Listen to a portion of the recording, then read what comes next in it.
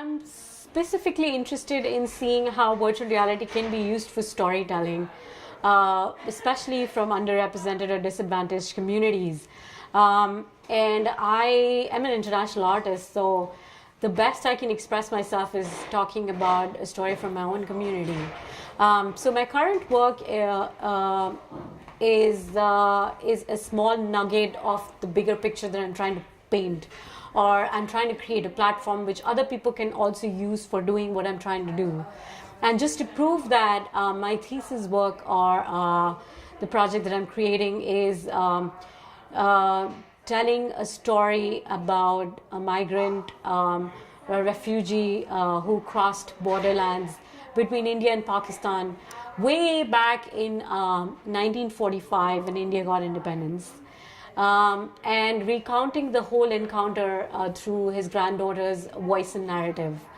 It's interesting for me because VR has had a lot of applications so far in PTSD, medical treatments, making people go into their own memories and reveries. And that's the kind of connection that I was trying to make while doing this project. It's again, I was experimenting to see how much of somebody's memory can you pick through a new medium like virtual reality. So I think my real audience would be somebody in the diaspora in the US whose relative or somebody close to them has experienced migration during the independence of India and can possibly relate to those narratives and go back in time and space. And if my piece can do that, I would believe that, storytelling in VR is impactful and should be used, by all and sundry who have always been interested in the power of documentary.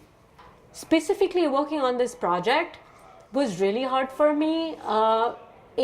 Because there's a lot of skepticism around virtual reality and storytelling, simply because it has been taken over by the tech industry around us already, who are trying to do a lot of different things.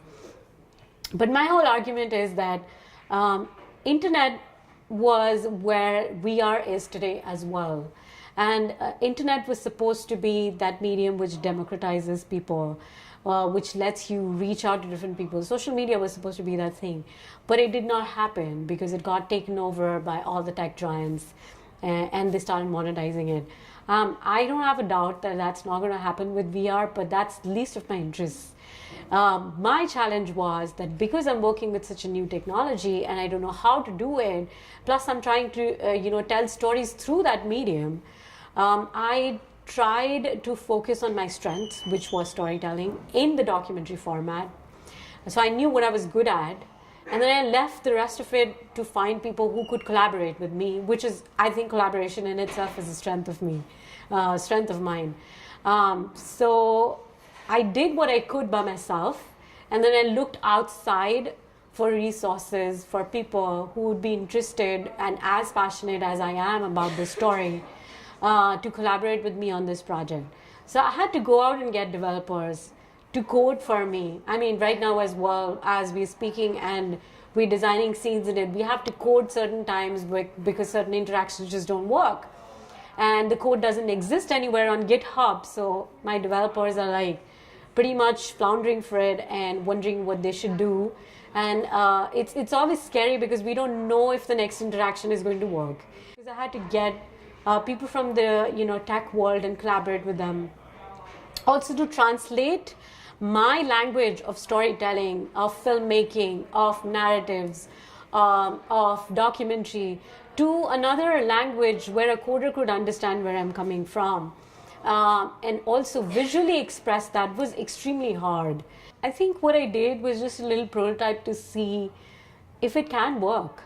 And I think I've been successful in saying that to myself. I don't know to the world or how much they relate to it, that this kind of collaboration works. It's a great collaboration between art and technology.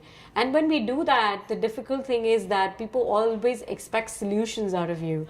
And I don't want to take that onus. It's a very difficult responsibility to take, to say that I'm here to give solutions to, all these problems, or to say that I have figured out how storytelling works in VR. No, I haven't, and I don't even intend to take that responsibility. I see this as a prototype which has worked, and I definitely want to create more stories in 360. I want to go to India, I want to go to Africa, I want to go to all the places that I have documentary networks in, tap onto those, collaborate with amazing filmmakers, ask them what are those stories that they thought that documentary could do but is kind of limiting to do, and experiment with VR and 360 there. Code those stories, bring them into a Google Cardboard and see how people feel about it.